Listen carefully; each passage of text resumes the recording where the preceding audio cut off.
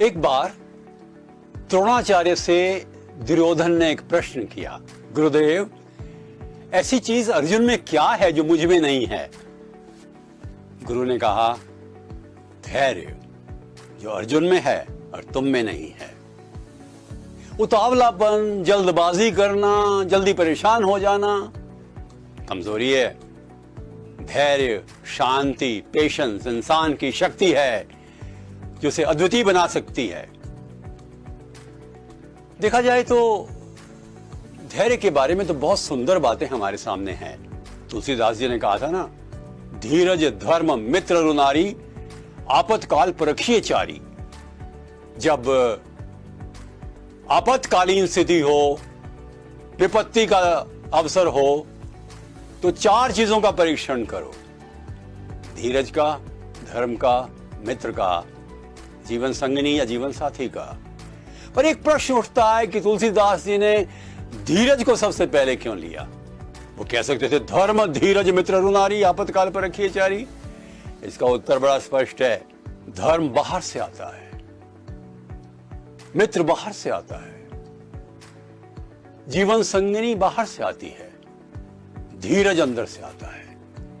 यह मेरी आंतरिक ऊर्जा का प्रतीक है, मेरे आत्मबल का प्रतीक है, मेरी शक्ति का प्रतीक है। यह मेरा अपना है जिस पर मेरा नियंत्रण होना चाहिए और है।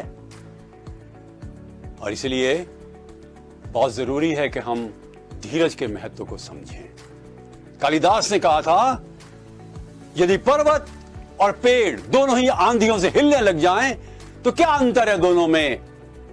पर्वत नहीं हिलता है, धीरज वाला व्यक्ति पर्वत की तरह होता है। हां, पेड़ सारे कमजोर नहीं होते, पर हिल जाते हैं, हवाओं के झोंके से भी हिल जाते हैं।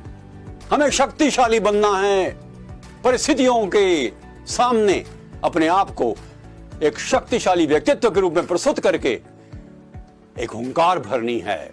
Yes, I have patience and I will wait.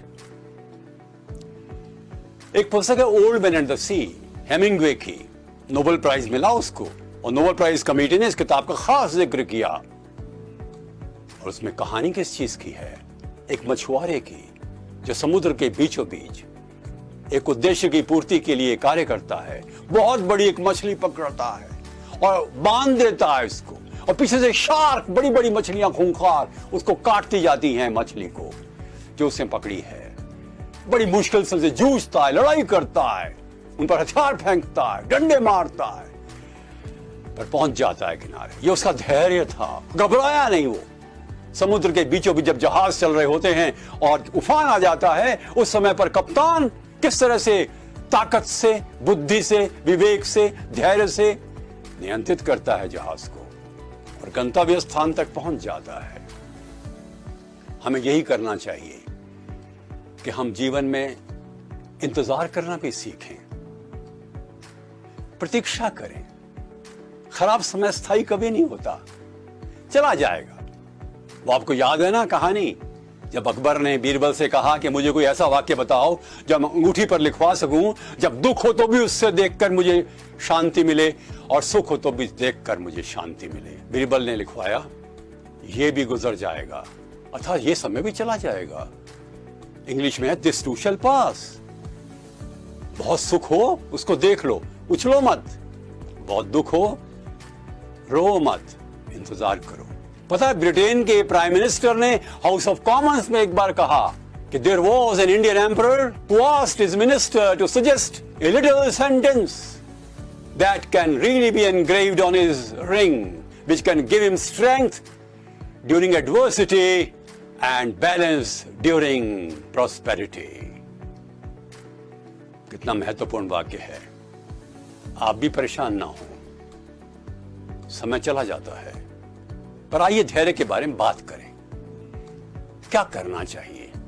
शांत रहना चाहिए, चुप रहना चाहिए, कर्मशील रहना चाहिए, कोशिश करनी चाहिए समस्याओं का विश्लेषण करके, मनन, मंथन, ध्यान, चिंतन के माध्यम से उसका हल करना चाहिए। प्रतीक्षा ही परीक्षा हो जाती है। क्या लाभ होता है? शांति मिलती है, इंसान को शक्ति मिलती है, संबंध अच्छे बनते हैं, परिवार में प्रेम का रूप बन जाता है, बड़ों के लिए सम्मान बन जाता है हमारा धैर्य, काम में गुणात्मकता बढ़ती है, बॉस खुश होते हैं, सबॉर्डिनेट वास्तव में आनंदित होते हैं, समस्याओं का समाधान होता है, जीवन में आत्मविश्वास आता है।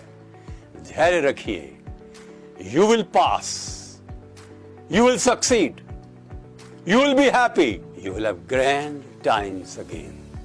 Sure. Namaskar.